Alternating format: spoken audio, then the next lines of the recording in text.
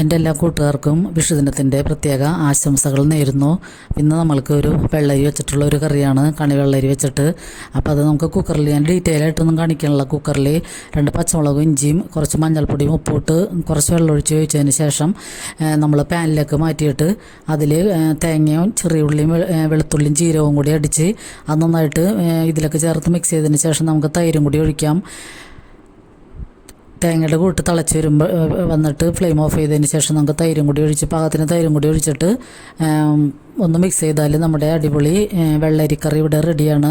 പിന്നെ നമുക്ക് കടുക് വറുത്തിടാം. കടുകും കറിവേപ്പിലയും ഉലുവയും കൂടി വറുത്തതിന് ശേഷം ഫ്ലെയിം ഓഫ് ചെയ്ത് കുറച്ച് മുളക് പൊടിയും കൂടി ചേർത്ത് ഇതിലേക്ക് ഇട്ട് കഴിഞ്ഞാൽ നമ്മുടെ അടിപൊളി വെള്ളരിക്കറി ഇവിടെ റെഡിയാണ്. വിഷുവിനൊക്കെ വയ്ക്കാൻ പറ്റിയ നല്ലൊരു അടിപൊളി കറിയാണ്. പിന്നെ ഒരു തോരൻ്റെയും കൂടി റെസിപ്പി ഞാൻ കാണിക്കുന്നുണ്ട്. ക്യാബേജും ക്യാരറ്റും കൂടിയുള്ള ഒരു തോരനാണ്.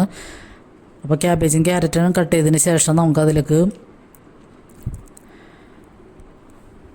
പച്ചമുളകും കറിവേപ്പിലയും സവാളയൊക്കെ കൂടി ഇട്ടിട്ട് കുറച്ച് ഉപ്പും ഇട്ട് വെളിച്ചെണ്ണയും കൂടി ഒഴിച്ച് കൈ കൊണ്ട് നന്നായിട്ട് മിക്സ് ചെയ്യണം.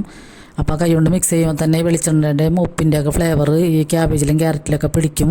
പിന്നെ നമുക്കിത് വേവിക്കാൻ കൈയൊന്ന് കുടഞ്ഞു കൊടുക്കുന്ന കുറച്ച് വെള്ളം തളിച്ചു കൊടുത്താൽ മതിയാകും. എന്നിട്ട് നമുക്ക് വേവിച്ചതിന് ശേഷം ഒരു 3/4 വേവാകുമ്പോൾ ഞാനിതിലേക്ക് തേങ്ങ ചിരകിയതെല്ലാം ഇട്ട് കൊടുക്കണം. കോക്കനട്ട് മിൽക്ക് പൗഡറാണ് ഇടുന്നത്. കുറച്ച് 2 ടീസ്പൂൺ ചേർത്ത് കൊടുക്കാം. അപ്പോൾ അത് തേങ്ങ ഇടണേലും നല്ല ടേസ്റ്റ് ഉണ്ട് ഇതിന്. അപ്പോൾ അതിൻ്റെ വീഡിയോ മിസ്സായിപ്പോയി. പിന്നെ അതിലൊക്കെ നമുക്ക് കുറച്ച് കടുകും കറിവേപ്പിലയും കൂടി പൊട്ടിച്ച് ഒഴിച്ചു കഴിഞ്ഞാൽ നമ്മുടെ അടിപൊളി തോരനും റെഡിയാണ്. അപ്പോൾ വിഷു സ്പെഷ്യൽ 2 ചെറിയ റെസിപ്പീസിൻ്റെ വീഡിയോ ഞാൻ ഇടുന്നത്.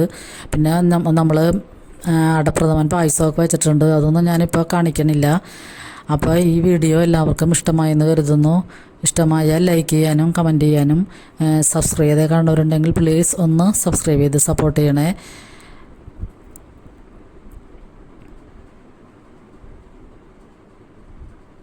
അപ്പോൾ എല്ലാവർക്കും ഒരുപാട് നന്ദി.